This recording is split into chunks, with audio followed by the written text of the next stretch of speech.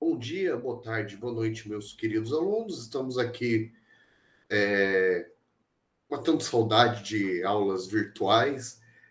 A aula de hoje é referente ao sábado letivo 2 do 4 e continuaremos nosso estudo que começamos na aula de ontem a respeito de acústica.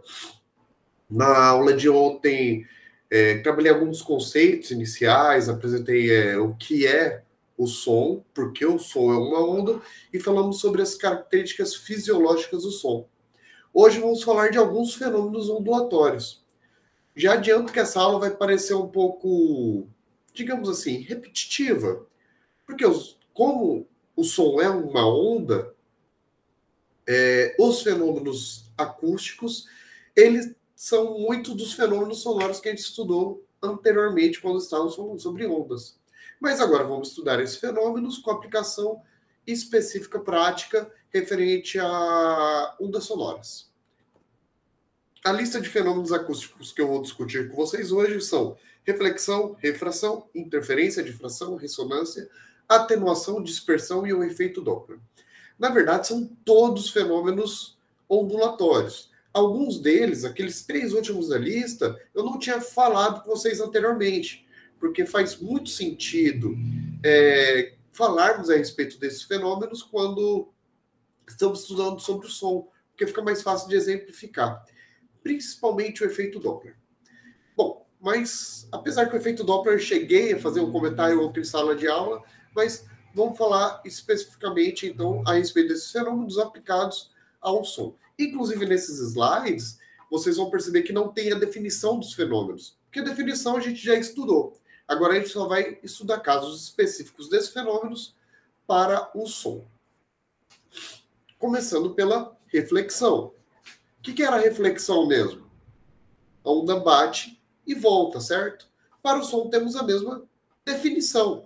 É uma onda sonora que bate numa superfície e retorna. Só que no caso do som temos um nome específico para a reflexão do som. Isso mesmo, o eco. O eco é exatamente a reflexão do som. Para quem não identificou ou não sabe o que é o eco, você já deve ter visto, principalmente filmes, desenhos na TV. A pessoa começa a falar na beira de um precipício uma frase, e depois de um tempo ela escuta a voz dela repetindo no ambiente. É exatamente a situação do eco. Por que numa situação do dia a dia comum a gente não escuta o eco? Bom, o som ele se reflete até nas paredes à nossa volta. Só que a gente não escuta o eco porque tem um limite de tempo para o nosso cérebro conseguir diferenciar o som que está saindo para o som que está voltando. Então a onda sonora ela tem que percorrer uma distância mínima para a gente conseguir perceber esse eco. Por isso que a gente não escuta ele o tempo todo. Porém, se você for numa sala que você acabou de fazer mudança e tá sem móvel nenhum na sala, aí você começa a conversar ali, você escuta o eco. Mas por que isso? Porque os móveis do ambiente, eles acabam absorvendo as ondas sonoras e você não conseguindo ouvir a onda sonora bater na parede e refletir, porque ela foi absorvida pelo ambiente. Então, quando não tem nenhum móvel na sala, a onda bate e volta na parede algumas vezes, você eventualmente acaba escutando esse eco. Sonar, já ouviram falar a respeito do sonar? É uma tecnologia o qual o nome lembra muito a palavra radar, porque a ideia é a mesma. Só que radar, para que serve o radar? O radar ele é um instrumento de localização. Por exemplo, é usado nos aeroportos. Os controladores de voo utilizam o radar para saber quais aeronaves estão se aproximando do aeroporto, para conseguir fazer um controle de voo. Obviamente foi uma ferramenta que foi criada, né? A ideia foi a criação do radar por uma função bélica, né? O país conhecer se está vindo aeronaves hostis se aproximando, mas o radar ele serve para localização. O sonar é a mesma ideia, só que o radar é para ondas eletromagnéticas, o sonar são ondas mecânicas, som. Então, como é que funciona o sonar? Emite ondas, a onda bate numa superfície e volta, e o aparelho ele faz a leitura dessas ondas que estão voltando. Então, ali na figura está mostrando barco, porque barcos eles se utilizam do sonar, barcos submarinos, para identificar a topografia do oceano ou do leito do rio que está observando, barcos pesqueiros para identificar cardumes se aproximando, enfim. Alguns animais têm essa capacidade também do sonar. É o caso de baleias, golfinhos. Chegamos a comentar um pouco sobre isso em sala de aula, não é? Os animais eles têm essa capacidade de produzir ondas sonoras, a onda bate numa parede e volta, e ele sabe a que distância a parede do leito, enfim, tá dele. Ou então ele consegue identificar um cardume de peixe para ele também se alimentar. Outro animal que se utiliza de um efeito parecido é o morcego. Dizem, já deve ter ouvido falar, que o morcego ele não tem visão. E sim, isso é verdade. Ele é um animal que vive em ambientes escuros, então a visão seria um sentido praticamente inútil para ele. Mas ele tem uma capacidade de conhecer o ambiente e ele faz isso a partir de um método tipo sonar. Tipo, não, é um sonar, só que é um sonar biológico. Ele produz um som, o som vai até uma parede e volta, ele consegue saber a distância que a parede está dele. Emite o som bate num pássaro, por exemplo, se for um morcego carnívoro, retorna até ele, ele sabe onde o pássaro está e sabe para onde o pássaro está indo. Esse método de sonar do morcego e até dos navios consegue fazer cálculo de velocidade, de afastamento e aproximação desses animais, enfim. Todos relacionados ao fenômeno da reflexão do som. Ok? Aqui está uma definição bastante interessante, como a gente chama quando o som ele se reflete. O eco é quando o som vai e volta e demora um certo tempo. Por que esse tempo de 0,1 segundo? É o tempo para o nosso cérebro conseguir identificar o som que está indo do que está voltando. Se o som vai e volta muito rápido, como ocorre em ambientes muito apertados, a gente não observa, a gente não consegue perceber o eco. Você percebe apenas um reforço. O que seria o reforço? O som ele fica ampliado. Você percebe um som mais forte, mais intenso. Só que se esse período do som ir e voltar durar mais ou menos 0,1 segundos, aí ocorre um efeito chamado de reverberação. É um efeito acústico bem interessante, que parece que há uma pequena prolongação do som. Algumas mesas de som, para quem controla mesa de som para ambientes, quando tem shows ou eventos, né? Comprar a mesa de som da igreja, por exemplo, existe um efeito de mesa que é chamado de reverberação, que é a prolongação desse som. Mas de uma maneira natural, a gente consegue observar a reverberação quando o reflexo do som vai e volta num tempo de mais ou menos 1 segundo, 0,1 segundo. E aí, se ele demora mais que isso, aí o nosso cérebro consegue perceber a diferença do som que está indo para o som que está voltando, e aí caracteriza propriamente dito o eco. A distância para a gente perceber um eco, então, considerando esse tempo de 0,1 segundo e a velocidade do som, que a gente considera cerca de 340 metros por segundo, é uma distância de mais ou menos 17 metros. Ou seja, se você estiver num ambiente aberto e tiver 17 metros numa parede, o tempo que o som leva para ir e voltar, né, seria 17 metros para ir, 17 para voltar, dá 34 metros, esse tempo dá 0,1 segundo. Então, é a partir dali, mais ou menos, que você consegue observar o eco. Próximo fenômeno é a refração. Estão lembrados que é refração? Isso. Mudança de meio. O som é uma onda, então ele pode sofrer a refração. E aí tem uma imagem representando a refração. Ali um som, uma caixa de som, por exemplo, produz um som, bate na parede, parte do som reflete. Lembrando que toda refração é acompanhada de reflexão. Então, aquele som que atravessa do outro lado da parede é o som refratado. E aí você tem uma parede que pode absorver esse som.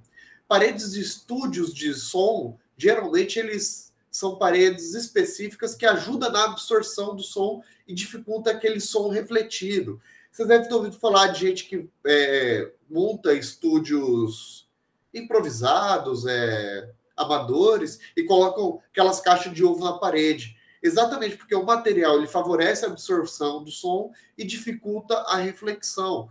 Isso ajuda a manter o som restrito apenas à sala, né? Para não produzir som para fora, para dificultar essa refração do som também.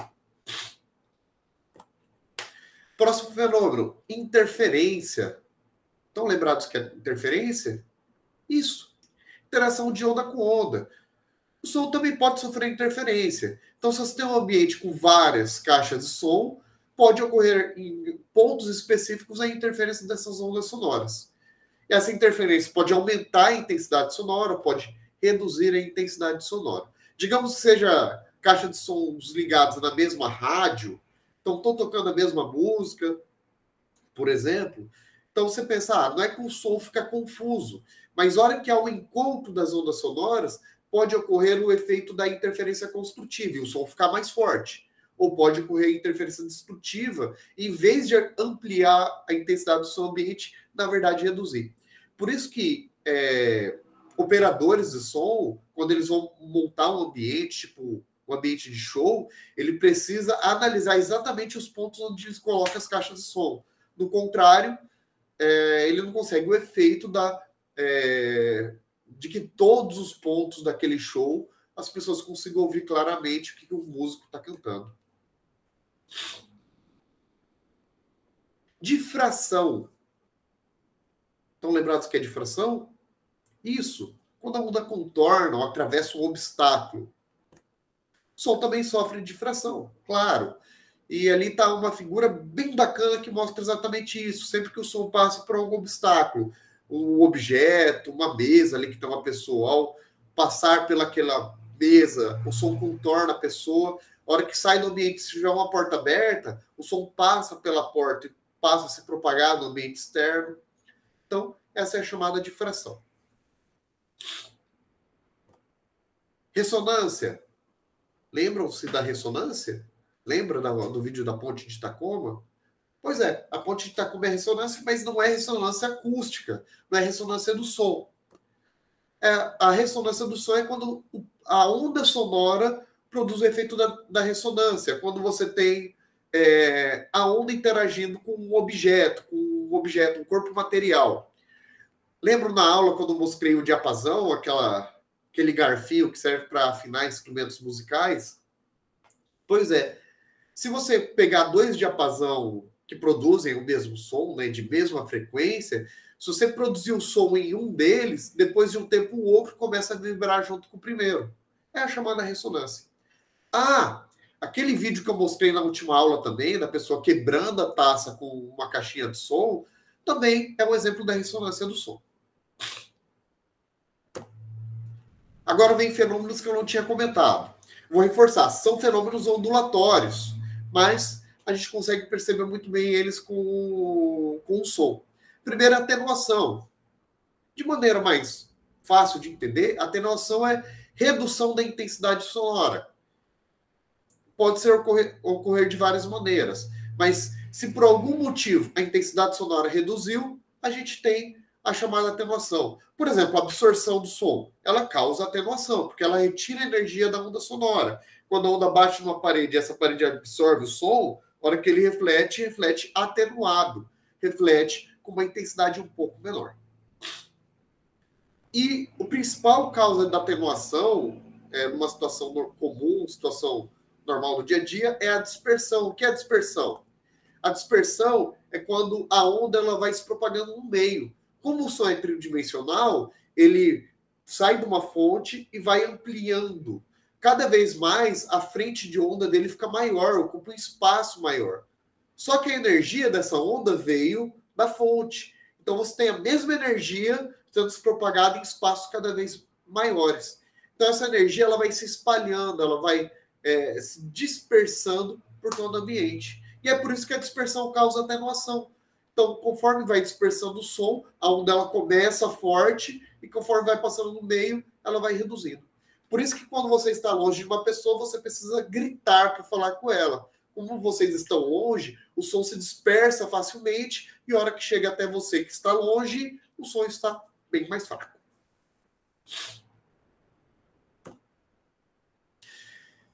E agora, por último, falar a respeito do efeito Doppler. Esse efeito Doppler ele foi bastante discutido na aula, em perguntas que alguns de vocês iam fazendo, mas ele também é um fenômeno ondulatório e a gente observa no som. Você já observou que às vezes passa uma ambulância e no momento que ela passa por você o som muda? ela está fazendo um barulho e no momento que ela passou por você, o barulho dá uma mudada.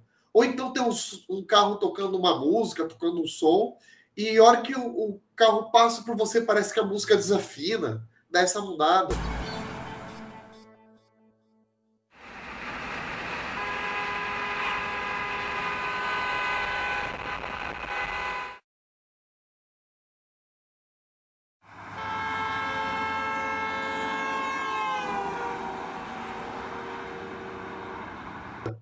Esse efeito é chamado de efeito Doppler.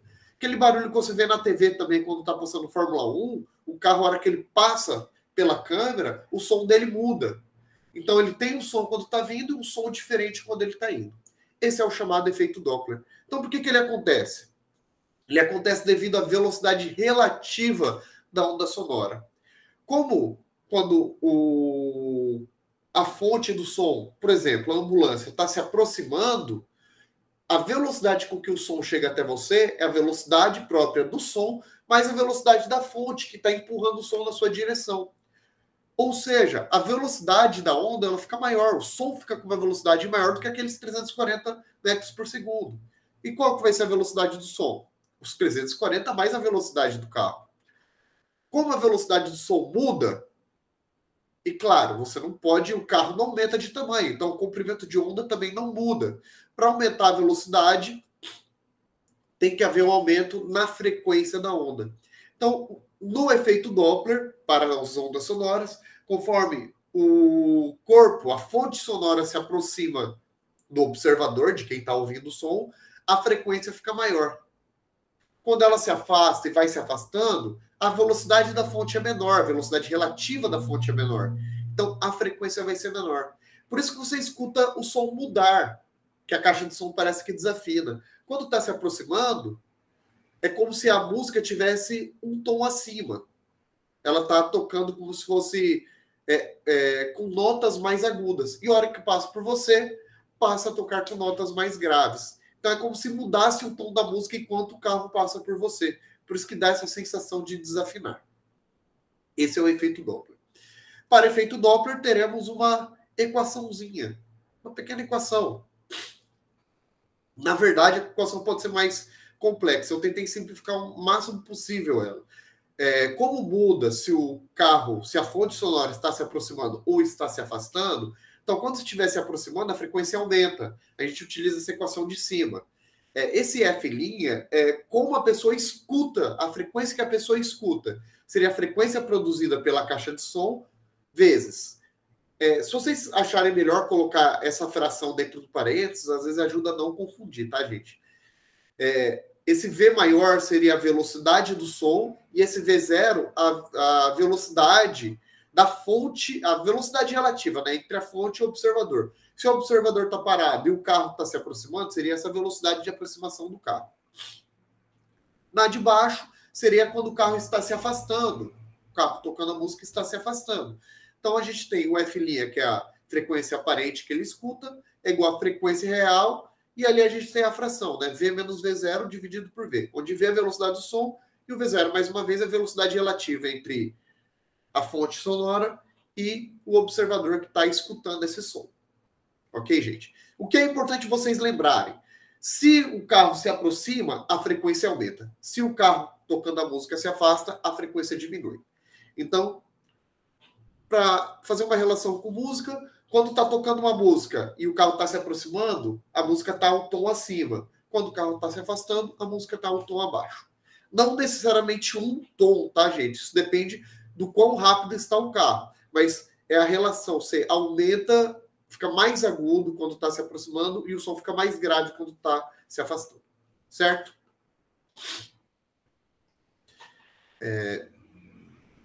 Para fechar, então, fazer um exemplo. Um carro está se aproximando de um homem que está parado na calçada com velocidade de 72 km por hora. Gente, pode ficar um pouco confusa a concordância, mas está correto, certo?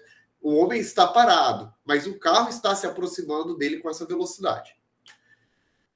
Este carro possui uma fonte sonora que produz um som de frequência 680 Hz.